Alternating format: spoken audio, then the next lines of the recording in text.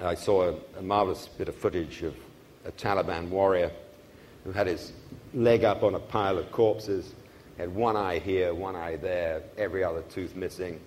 And he said, now that we've done some of our work, creating corpses, scattering some corpses around, perhaps they'll respect us. The rejection of reason, rejection of moral law gets the whole thing going.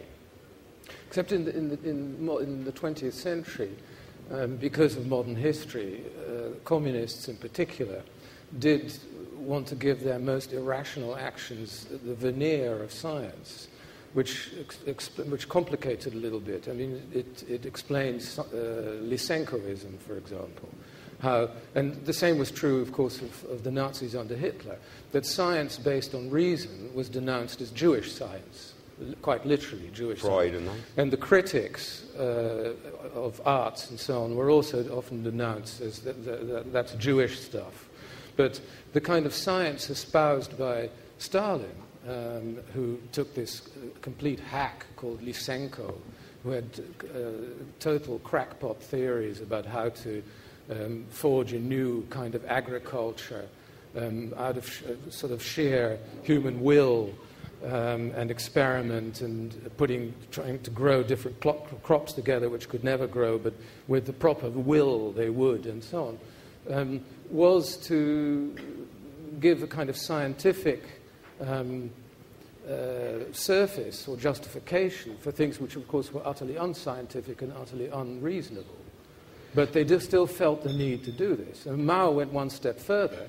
He, in his Great Leap Forward, took Lysenkoism and took a look at what had happened under Stalin. And, of course, these Lysenkoist experiments, these crackpot theories, had led to tremendous famines in the Soviet Union, Ukraine in particular, which cost the lives of millions. And Mao said, well, they made one mistake. They weren't radical enough. And so under his Great Leap Forward, again, he denounced real scientists who had had scientific training in agriculture and industry and so on. Didn't call them Jewish because that didn't make a lot of sense in China, but did denounce them as sort of bourgeois, which was his way of saying Jewish, and invented this sort of more radical form of Lysenkoism in agriculture, growing crops in Tibet, which were impossible to grow, and so on. And people who would tell him that were then, of course, denounced as bourgeois saboteurs of real communism and so on. And again, led to, at a very conservative estimate, 30 million dead. But in the name of a new kind of science. Trofim Lysenko, who got 5 orders of Lenin under Stalin. Well, the idea is that if you become so, fanatically radical that you can turn everything around. But the famine in Russia was a terror famine, wasn't it? It was more deliberate than it was designed to crush the peasantry. The kulaks. But in your in studying the Van Gogh killing, I mean, that was really that's kind of a case study of a person who. I mean, what happened there? I mean, that seemed like somebody who was abandoning reason for something else. I mean, there was a kind of a liberating moment when perfectly civilized, conventional approaches to human conduct were abandoned in place of. How did that happen? I mean, because that seemed like that was the thing that was attracting you to what happened. Well, I think one way not to try and explain it is to delve deeply into Islamic thought or Muslim philosophy or even Islamism, political Islam, because I think you find the kind of character that Muhammad Bouyeri was, you find him in the pages of Conrad novels or Dostoevsky or indeed amongst the Red Army faction, the extreme revolutionary movements of the 1970s in Europe. You also find them on any university campus. It's not for nothing that religious cults and extreme proselytizers for extreme political movements find campuses very fertile ground for recruits. It's when people are at a vulnerable age, they have a shaky idea of who they are, what they're supposed to be doing in life and so on, and are very susceptible to people who come along with a plausible story of how to give them the meaning of their existence, a cause, something to even die for, whether it's religious or political. The people who are most vulnerable to this are often people who feel humiliated, who have a grievance, who feel that they've been let down by the world. This could have a sexual background. There are all kinds of reasons why people are like that. Now, I think Muhammad Bouyeri was such a figure. I mean, he grew up being relatively well-educated, quite intelligent, not brilliant, I shouldn't have thought. Second-generation immigrant. His father was a Gastarbeiter from a village in Morocco, and these people almost never become radical. I mean, they're much too busy working in factories. They're not particularly religious.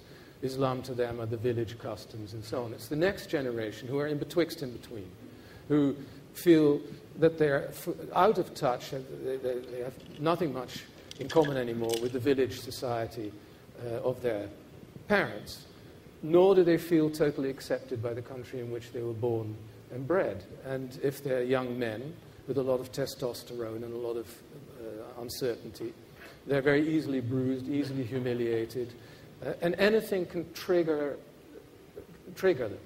And it could be the rejection, for example, in the case of Muslims, and I think this happened with him too. They have this strong idea, the second generation, not when I say they, not all of them, but some of them have this strong idea that basically all Western women are easy lays. They're whores, really, unlike their sisters who have to be kept firmly under control. When they treat a Western woman like a whore, often, not always, often, they'll be rejected. And this then causes a sense of humiliation which can only be justified by saying they're doing it because I'm a foreigner, I'm a Muslim, I'm being discriminated, and so on. That can lead to a kind of rage that triggers violence. And if the violence... Ian, don't you think that it is important that it's Islam? I mean, that you have... I think it's incidental. You have... No, I don't agree. You have 60 generations of suppression of women. How do you... I mean... The theme of the tempter is tremendously important in Islam. Sayyid Qutb, this, again, like a Nabokov narrator, one of these high-minded, snooty guys who's always proclaiming his purity while disclosing, inter alia, impenetrable murk. He came to America at the end of the 40s and had a little episode in New York, then Washington, then went to the hell house of Greeley, Colorado, and where he formulated modern Islamism. An amazing story, a ridiculous story.